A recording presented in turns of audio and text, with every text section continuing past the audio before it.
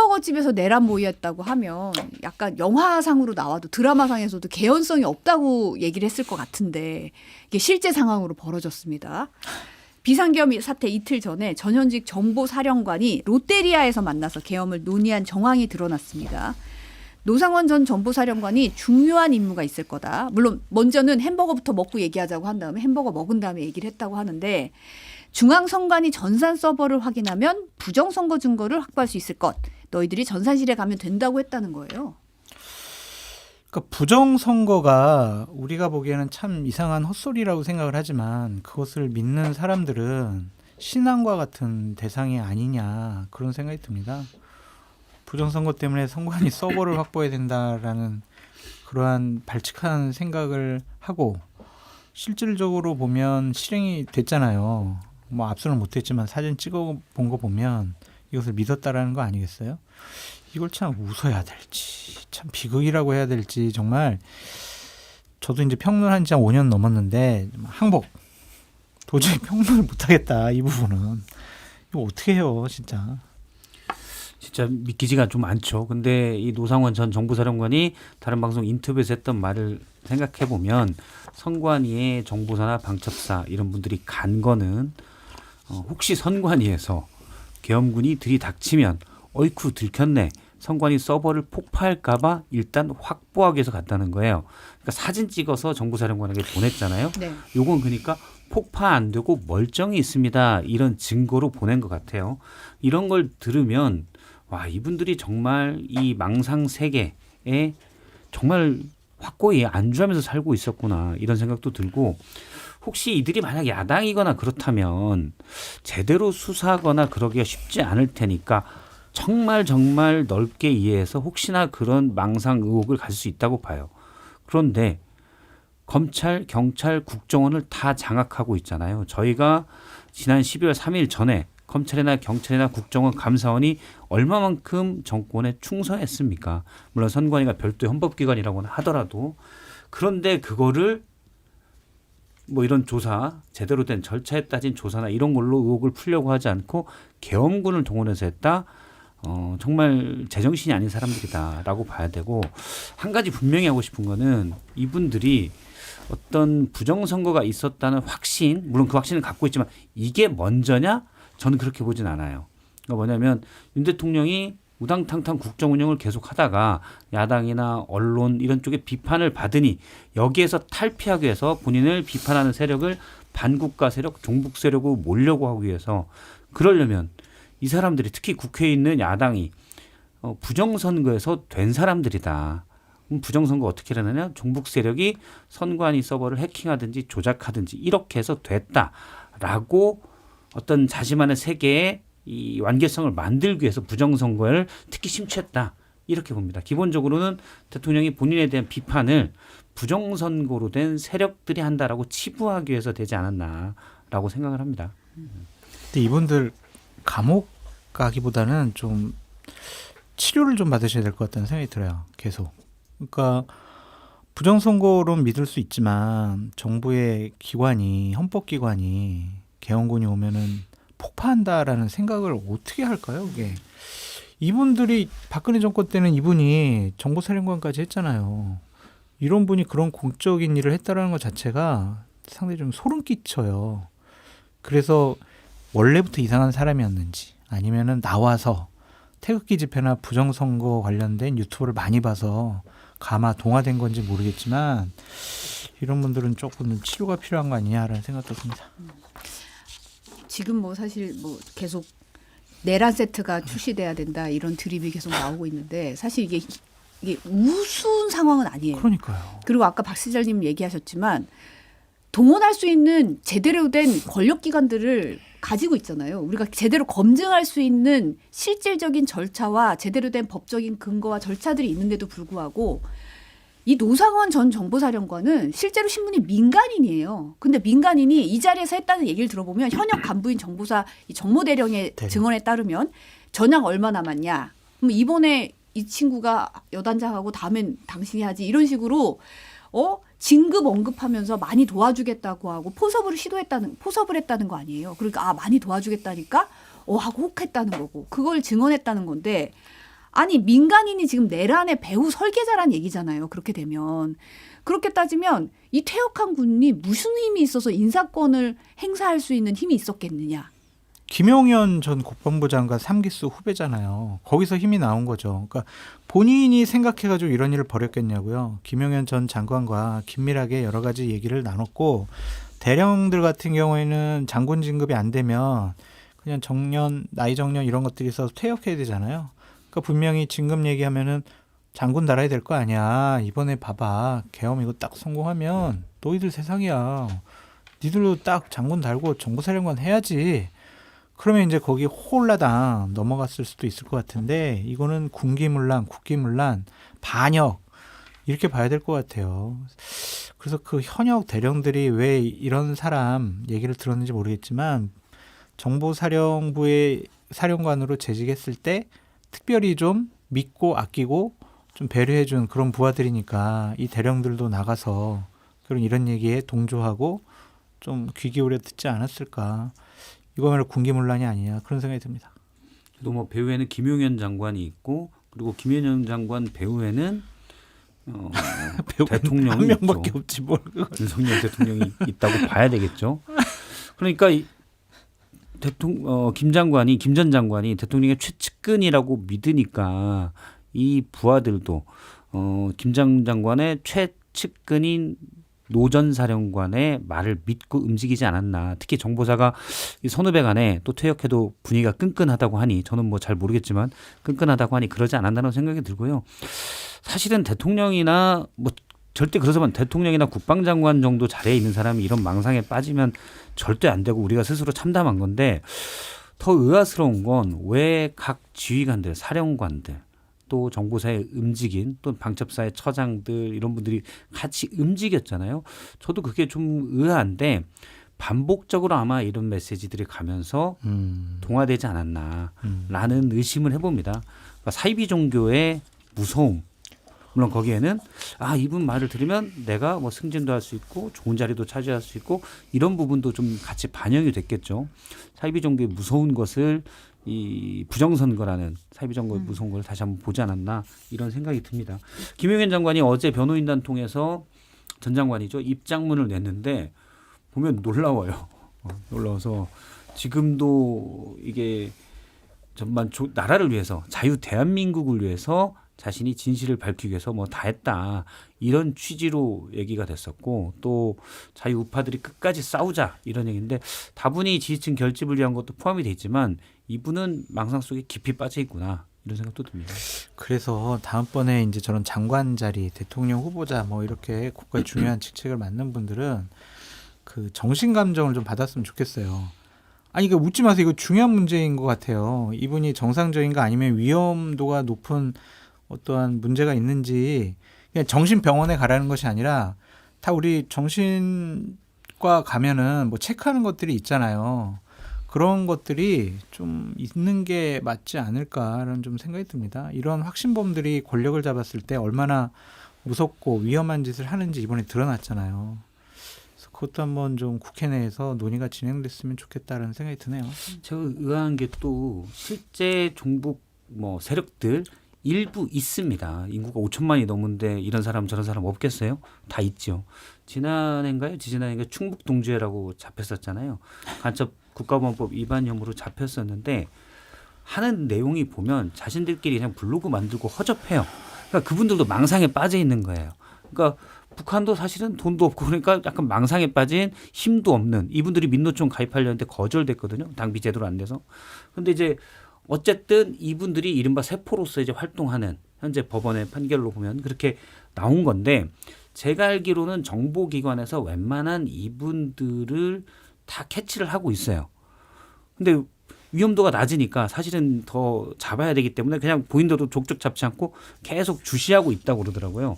그럼 국정원이 그런 걸 다 알 텐데 이런 것들을 믿지 못하고 그러면 확인 대통령이 예를 들어 그런 부분이 반국가 세력, 종북 세력이 사회에 과연 주류에 들어 있어서 그렇게 하느냐 하면은 예를 들어 지금은 국정원이 되고 공수사권이 경찰로 넘어갔지만 정보들이 지난해까지 다 있었으니 같이 알아볼 수 있잖아요. 근데 그런 걸 안 하고 계엄을 통해서 압수수색한다? 저는 정말 제정신이 아닌 분이다. 그러니까 이게 중요한 문제라니까요. 그러니까 우리 성정 앵커님하고 박성태 실장님하고 우리 방송 끝나고 막 롯데리아 가가지고 우리 선관위 한번 쳐들어가 볼까? 이거는 그냥 우리끼리 그냥 하는 막 농담이잖아. 농담으로라도 그런 얘기는 잘 안 하지 않나요? 다른 얘기를 하지. 그러니까 예를 들면 우리가 이제 부정선거 확신범이에요, 3명이. 그래서 이 선관위 쳐들어가가지고 우리 서버 압수해야 된다고 막 우리끼리 얘기하면 그거는 뭐 별 문제가 없는데 이 사람들은 지금 권력을 갖고 있잖아요. 동원할 수 있는 국방 뭐 군인들이 있는 거 아니에요. 그러니까 위험한 건데 이런 분들에게 권력을 맡기면 안 된다. 그런 차원의 문제 제기예요. 사실 그냥 비극적인 일인데 재밌자고 잠깐 얘기하면 상황이 좀 우스꽝스럽긴 해요. 그러니까 롯데리아에 모여서 테이블 앉아서 내일 모레 계엄을 발표할 거니까 그러면 너는 가서 선관위 서버 이렇게 하고 누구 데리고 가고 너는 잠깐만 피크 좀 더 달라고 그럴래? 좀 감자튀김 먹으면서. 네, 감자튀김 먹으면서 야 이거 좀 짜다 그러면서 좀 말이 안 되긴 해요. 굉장히 그 상황 자체가 상상만 해도 참 어이가 없죠. 이분들이 정말 제정신인가? 라는 생각도 듭니다. 그러니까요. 지금 방금 공수처에서 비상계엄 문상호 정보사령관, 이 햄버거 집에서 같이 모의한 문상호 정보사령관 체포영장을 집행했다는 소식이 속보로 들어왔습니다. 군 당국이 그런데 실제 병력이 동원이 됐잖아요. 그리고 계엄 당시에 국회에 투입된 707 특수임무단 부대원들의 외출을 2주간 막고 휴대전화까지 압수했다는 의혹이 추가로 제기가 됐습니다. 부대 전원이 아니라 계엄군으로 투입된 병력만 콕 집어서 사실상 감금했다. 이런 의혹이 지금 군인권센터 통해서 제기가 된 건데 또 계엄군이 출동 직전에 유서 작성을 지시받고 체열까지 했다는 주장도 새로 나왔어요. 군 당국은 지금 부인하는 상황입니다만 유서 작성이라니 이런 얘기 들으면 정말 억장이 무너지거든요. 사실. 어떻게 보세요? 일단 뭐 제보가 왔겠죠. 누군가 내가 지금 계속 감금됐다. 나 사실 계엄군으로 가서 그것도 열받아 죽겠는데 영문도 모르고 갔었는데 뭐 외출 금지에서 영내 대기로 계속 사실상 감금 상태였다라고 누군가 제보했을 것이고 예를 들어 유서 작성이나 체혈도 누군가 제보했을 가능성이 큰데 일단 제보자가 있는데 이건 뭐 확인이 가능할 것 같아요. 현재 군에서는 사실과 다르다라고 얘기했는데 예를 들어서 뭐 부대원이 500명이 있어요. 근데 그중에 몇십 명이 그렇게 됐어요. 그러면 일부만 보고 이걸 사실에 맞냐 어쩌나 볼 수는 없잖아요. 누군가 당한 사람이 때문에 당한 거니까 나중에 좀 더 확인을 하면 될 것 같아요. 네. 그러니까 군인권 센터가 뭐 중요한 역할들을 좀 많이 했지만 또 좀 주장이 사실과 좀 다르다라는 것도 여러 건이 있었잖아요. 그러니까 707 특수임무단 부대원들 같은 경우는 대북 작전에 투입되는 분들이잖아요.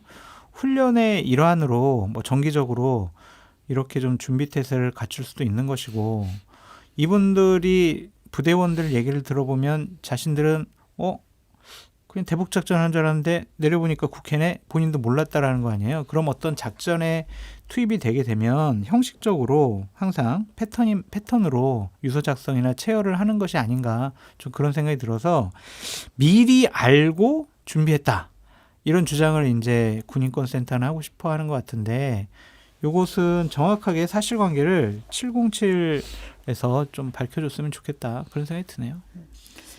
지금 수사 상황으로 좀 가보면 공조본이 윤석열 대통령에게 오늘 오전 10시까지 공수처에 출석하라고 했는데 출석 요구서조차 반송이 됐습니다. 윤석열 대통령이 법적 책임 회피하지 않겠다라고 얘기했는데 좀 사실 이 상황은 좀 달라요. 윤 대통령 측이 수사기관 출석 여부에 대해서는 즉답을 피하고 있는 상황인데 이 변호인단 대표를 맡을 거라고 알려진 김홍일 전 방통위원장 말 잠깐 듣고 얘기 나누겠습니다. 공조본 출석하라고 했는데 출석하십니까? 21일까지 검찰 출석하실 계획입니까? 저 지금 할 얘기가 아무것도 없어. 법적 정치적 책임 지겠다고 하셨는데 수사 응하지 않는 이유는 무엇입니까? 자택 앞에서 기자들이 물어본 질의응답에 뭐 답변을 약간 뭐 할 얘기가 없다 이런 입장을 밝혔고 어제 사실 윤 대통령 변호인단 돕는다 자문이다라고 얘기한 석동현 변호사가 내란죄가 아니라고 주장을 했습니다. 소란을 준 것은 분명하지만 정권을 가진 사람이어서 내란죄 성립 요건이 되지 않는다. 내란 수사는 광기라고 지적을 하면서 윤 대통령은 법 절차에 따르겠다는 인식은 확고하다. 탄핵 소추로 권한만 정지됐을 뿐 엄연히 대통령 신분인데 대통령이 오란다고 각오하겠느냐라고 답했어요. 어떤 의미로 보세요? 그러니까 우리나라는 상권 분립의 나라잖아요. 입법, 사법, 행정. 그런데 지금 윤석열 대통령이 한 행위는 선거관리위원회라는 헌법상의 기구를 완전히 뭐 마비시키려고 했었고 대한민국 국회에 총을 든 군인들이 들어가서 국회를 마비시키려고 했습니다. 이것이 폭동이고 폭력적인 행위고 내란 행위라고 볼 수가 있죠. 정권을 잡았다라는 것이 입법, 사법, 행정권을 모두 다 윤석열 대통령에게 정권을 준 건 아니잖아요. 그렇기 때문에 상권 분립의 나라에서 석동현 변호사가 이런 얘기를 한 것 자체가 상당히 좀 문제라고 보여지고요. 그 포고령 보면은 국민의 기본권을 제한을 하고 정치 활동도 제한을 하고 언론사 같은 경우도 실질적으로 몇 군데는 좀 뭐 MBC라든지 뉴스공장이라든지 이런 데를 군인들 보내가지고 언론 활동을 못하게 하는 그런 모습도 보였잖아요. 그러한 중대한 기본권의 제한 행위를 했는데 이것이 내란이 아니고 폭동이 아니다라고 하는 것. 우리가 정권을 잡고 있으니까 뭐든지 할 수 있어라고 생각하는 것 자체가 대한민국이라는 민주주의 사회에서 이분들이 살아나갈 자격이 없는 사람들 아니냐 그런 생각이 듭니다. 예. 정권 찬탈이 아니다라고 했잖아요. 정권을 쥐고 있는데 왜 우리가 또 찬탈을 하냐. 이런 식으로 프레임을 약간 누가 들으면 정권 찬탈은 아니지 이렇게 얘기하는데 이 내란죄의 가장 중요한 게 국헌 문란을 위한 폭동이잖아요. 이 두 개가 다 있어요. 정권 찬탈이라고는 이건 주권 찬탈이고 그리고 기본적으로 포고령 첫 글자가 일 써 있고 첫 글자가 국회에 들어갑니다. 국회와 그다음에 뭐 지방 의회 쭉쭉쭉 돼 있어서 모든 정치 활동을 금한다라고 돼 있잖아요. 계엄령을 선포할 때 국회가 해제 결의 요구 국회에 통과해야 되고 즉시 해제 결의 요구안을 내면 바로 해제를 해야 되잖아요. 그래서 정치 활동을 금할 수가 없어요. 그런데 이거 자체가 국회라는 헌법기관의 기능을 마비시켰기 때문에 이건 폭동이고 내란의 중요한 근거거든요. 첫 번째 글자가 국회예요.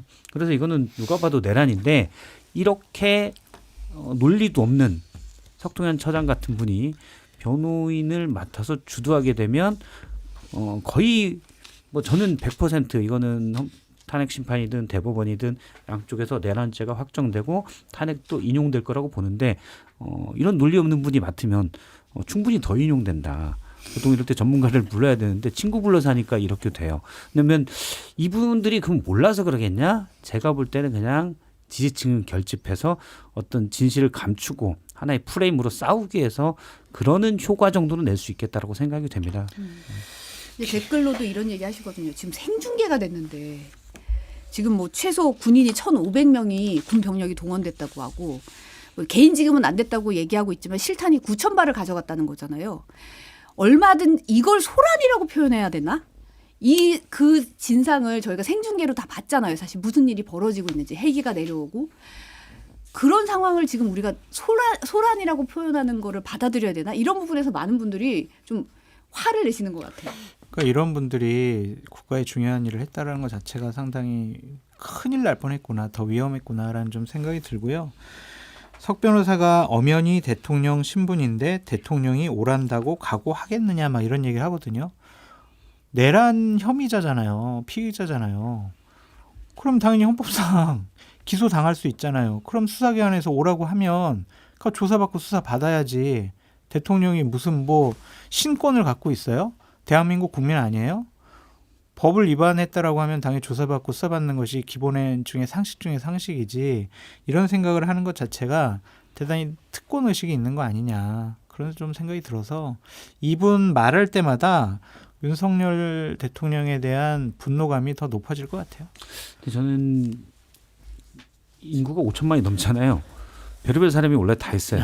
네, 그래서 저는 뭐 저 사람은 그럴 수 있지 늘 그렇게 생각하거든요. 마음이 굉장히 이게 포용력이 많은 것 같아요. 제가 늘 얘기하는 게 사람이 원래 동물이기 때문에 그럴 수 있지라는 생각을 하고 살아요.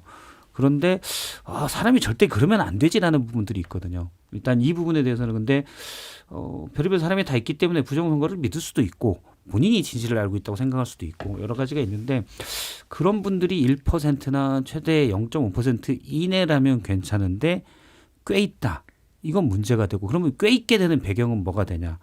대통령이나 전직 장관 이런 분들이 믿고 있잖아요. 또 고검장까지 했던 민주평통 사무처장을 했던 분도 사실상 믿고 이건 내란죄가 아니다. 상식과 전혀 어긋난 얘기를 하고 지금 현재 더 중요한 건 집권 여당인 국민의힘 내부에서 앞서 그러니까 0.5% 이내 정도 있으면 뭐 사회적으로 그럴 수 있지라고 생각하는 거를 집권 여당의 많은 의원들도 거기에 영향을 받아서 움직이고 있어요. 이게 비극적인 거다. 그래서 계속 당신들의 생각이 전혀 상식과 동떨어졌다는 걸 자꾸 일깨워줘야 된다라고 봅니다. 그래서 뭐 0.1%, 0.5%가 믿는 건 사실 어쩔 수가 없고 별의별 사람이 다 있으니까 통계적으로. 그런데 뭐 5% 이상으로 이분들이 조금 더 확대되는 거는 우리가 막아야 되지 않느냐라는 생각입니다. 성정앵커님 너무 화가 나요. 진짜 너무 화가 납니다. 홍준표 대구시장이 SNS에 윤 대통령은 국가 정상화를 내걸었기 때문에 목적 범위 내란죄가 되기는 어렵다. 이번 계엄의 경우는 폭동이라기보다 일시적 소란에 가깝다. 직권남용죄 정도로 보여진다라고 SNS에 올렸습니다. 그분도 한 비정상 2% 안에 들어가는 것 같아요. 네. 근데 그분은 이제 정치적 목적을 위해서 그런 거죠. 지지층을 해서 대구 경북을 기반으로 경선에 유리한 위치를 점하려고 하는 생각으로밖에 안 보여요. 과거의 홍준표 시장을 보면 꼰대력이 상당히 좀 높죠. 그렇지만 전반적으로는 그래도 민심과 또는 상식에 약간 맞닿아 있는 얘기를 했거든요. 말하는 태도나 쓰는 어휘 이런 게 좀 그래서 그렇지. 근데 저는 이번에 비상계엄 그리고 탄핵 국면에서 홍준표 시장의 말은 국민들의 상식과 너무 동떨어져 있고 이건 순전히 대권 욕심 때문이 아니냐. 한동훈 대표에 대한 견제 예를 들어서 그다음에 지지층 결집해서 대선 주자가 돼서 어떻게든 해보려는 거 아니냐라고밖에 상상할 수가 없습니다. 저는 이제 석동현 변호사의 말 중에 야당에서는 나라가 뒤집어진 것처럼 과장하는데 내란이 났으면 경제가 이렇게까지 회복되겠느냐라는 말이 너무 좀 어이가 없더라고요. 지금 많은 분들이 저도 사실은 이제 나름 크리스마스 장식도 들고 나오고 했는데 이게 사실 많은 분들이 일상으로 못 돌아가고 있어요. 연말에 모이는 것도 이제 모임하라고 얘기는 하지만 사실 마음이 그렇지 않다는 분들이 너무나 많거든요. 뭘 사기도 어렵다는 분들이 진짜 많아요. 그런 걸 보면 이렇게 얘기하는 게 너무 책임감이 없다라는 생각이 좀 들었거든요. 뭐라고 비판하기도 참 저급한 분인 것 같다는 좀 생각이 들고 제발 입 좀 다물고 본인 변호인이면 정치적인 발언 하지 말고요. 그냥 헌법재판소 가서 아니면은 공수처 가서 그냥 변호 활동이나 열심히 하시라 그런 생각이 듭니다. 보통 그냥 일반인이면 가볍게 대응할 수 있거든요. 친구 없죠? 그러면 되는데 이분들끼리 또 친해졌어요. 그래서 뭐 예를 들어서 전 정보사령관들 그다음에 뭐 국방부 장관, 대통령 그게 문제인 거죠. 그냥 일반이라면 예 하고 지나가면 되는데 그게 문제여서 빨리 이 비정상 또 망상의 세계에 빠진 사람들을 그건 중요한 자리 중심에서 이제 좀 쫓아내야 된다라는 생각입니다. 대통령 신분인데 대통령이 오란다고 각오하겠느냐라는 입장은 결국 이제 계속 출석 여부에 대해서 지금 제대로 얘기를 안 하고 있잖아요. 그럼 계속 출석하지 않으면 결국은 체포영장으로 갈 수밖에 없는데 어떤 수순으로 갈 걸로 보세요? 체포영장이 발부가 되겠죠. 하려고 할 거고 시도할 건데 일단은 형사소송법 110조에 의하면은 군사적으로 기밀인 곳은 그 책임자가 허락을 해야 거기를 압수수색할 수가 있는 조항을 갖고 경호처에서 지금 반발을 하고 있고 막고 있는 것 같은데, 그러니까 책임은 여기에 있다. The buck stops here. 본인이 계속 그냥 그거 강조했었잖아요. 자꾸 그냥 경호원 뒤에 숨고 변호인들 뒤에 숨고 하는 모습이 정말 끝까지 국민들을 계속 실망시키는구나. 좀 국민들에게 최소한의 도리를 좀 보여주셨으면 좋겠다. 그런 생각이 듭니다. 진짜 너무 한심하고 뭐라고 해야 되나 진짜 정말 방송이 아니면은 어떻게 욕이라도 좀 하고 싶은 그 정도의 심정입니다. 약간 형식적으로는 좀 난감한 문제가 있는 것 같아요.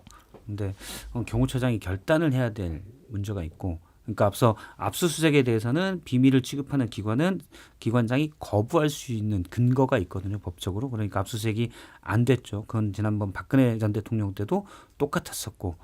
그런데 체포영장, 법원이 발부한 영장인데 이걸 집행해야 된다는 예를 들어서 이제 공수처가 있을 수가 있고 그런데 경호처에서는 탄핵이 심판에서 인용돼서 파면되지 않는 한 그때까지는 대통령의 신분이 유지되거든요.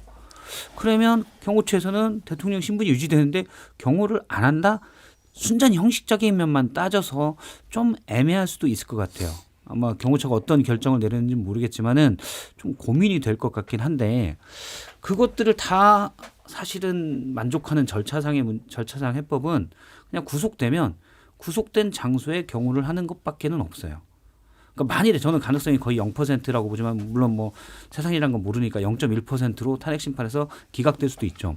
기각되면 사실 대통령 신분이 다시 그러니까 직무도 다시 돌아오는데 경호가 만약 안 돼서 그때는 문제가 생긴다. 그러면 또 경호처 입장은 난처할 수가 있거든요. 그럼 구속되면 체포돼서 구속되면 구치소에 가는데 그럼 경호처에서 나몰라라냐? 경호처는 이런 핑계도 될 수 있을 것 같아요.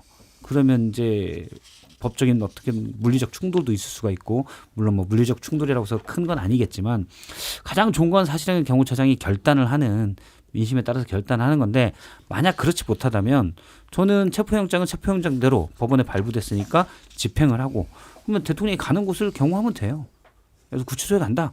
구치소에서 경호 활동을 하면 된다고 생각합니다. 그러면 형식적인 문제는 해결할 수 있다고 봐요. 이 윤 대통령이 법정에서 당당하게 소신껏 입장을 피력할 것이라는 얘기가 나왔는데 근데 결국은 탄핵 심판서정에 직접 서겠다는 뜻으로 보이거든요. 근데 또 헌재가 보낸 탄핵 심판 서류는 수치 거부를 했어요. 그러니까 시간을 최대한 질질 끌겠다라는 지연작전이다. 전략, 그러니까 침대 변론이다 이렇게 말씀을 드리고 윤석열 대통령이 법정에서 본인 변론을 스스로 하거나 본인의 입장을 본인 목소리로 내지 않을 가능성도 있는 것 같아요. 왜냐하면 헌법재판소에서 생중계를 안 하기로 했잖아요. 그러니까 그럼 난 직접 변론 안 할래. 이제 이런 식의 입장을 표명을 했거든요. 그러니까 본인이 이제 그렇게 하고 싶었던 거는 지지자들을 좀 선동을 해서 좀 내 편을 많이 들어줘. 그분들에게 논리적인 여러 가지 얘기를 하고 싶어 한 것 같은데 쉽지가 않을 거예요. 주위에서 많이 말릴 것 같습니다. 왜냐하면 윤석열 대통령이 흥분하면은 막 써서는 안 될 단어들, 본인에게 불리한 얘기도 막 해버리는 스타일이기 때문에 변호인들이 직접적인 변호는 막을 가능성이 높아 보인다라는 생각이 듭니다. 지금 헌재가 생중계는 안 하는데 사후에 녹화 영상 제공할 것이라고는 합니다. 전례에 따라서. 뭐 제가 보는 윤석열 대통령 스타일이라면 변론을 할 것도 같아요. 근데 주변에서는 법적으로는 말리는 게 나을 거다라는 생각도 듭니다. 다만 정치적으로는 해서 변론을 직접 나서서 예를 들어 뭐 10% 내외가 될 수 있는 지지층 결집을 꾀하지 않겠냐라는 생각입니다. 윤석열 대통령이 탄핵안 가결 전에 대통령실 법률비서관에 최명성 민정수석실 선임행정관을 임명하는 등 비서관 승진 행사를 단행한 것으로 확인됐어요. 사실은 이제 탄핵 가결 직전이었으니까 앞으로 이제 직무 정지 상태가 될 텐데 이런 인사는 왜 한 걸까요? 그것도 이제 그분이 기억이 나요. 이제 박근혜 전 대통령 탄핵 심판에서도 대리인단에 포함이 돼서 변호를 했던 분인데 뭐 일각에서는 그렇게 뭐 언론들에서는 그렇게 분석을 하더라고요. 일단 비서관 자리를 줘서 경력을 만들어준 다음에 좀 더 선임 행정관보다는 그 다음에 이제 그만두고 탄핵 심판에 참여하도록 하겠다. 변호인단으로 이렇게 하는데 뭐가 됐든 저는 잘못된 선택이라고 봅니다. 왜냐하면 늘 얘기하지만 뭐 질 확률이 99%가 넘는데 윤 대통령이 그런데 전문가를 불러야지 이렇게 정치적 입김만 있는 사람 불러봐야 인정도 안 될 겁니다. 뭐 다른 비서관도 승진 인사 시켜줬다라는 거 아니에요? 그거는 뭐 좀 배려 차원. 뭐 그동안 많이 고생했어. 그러니까 그냥 승진 시켜줄게. 그런 차원인 것 같고 공식적으로 보좌할 수는 없지만 이럴 수는 있잖아요. 전화해가지고 나 간저에 있는데 뭐 저녁이랑 먹으면서 술 한잔 하면서 뭐 여러 가지 얘기나 좀 나누지. 안 갈 수는 없잖아요. 그럼 거기서 그냥 그게 사적인 자리인지 공적인 자리인지 모르겠지만 여러 가지 뭐 돌아가는 얘기도 해줄 수 있고 그러니까 좀 내 사람 챙긴다 그런 차원이 아닐까라고 생각이 듭니다. 지금도 전화를 좀 하고 계시다고 하나요? 많이 하고 계신데요. 많이 여기저기에 그냥 이렇게 뭐 하시겠어요 관저에서 유튜브 보시거나 전화하시겠죠. 뭐 이렇게.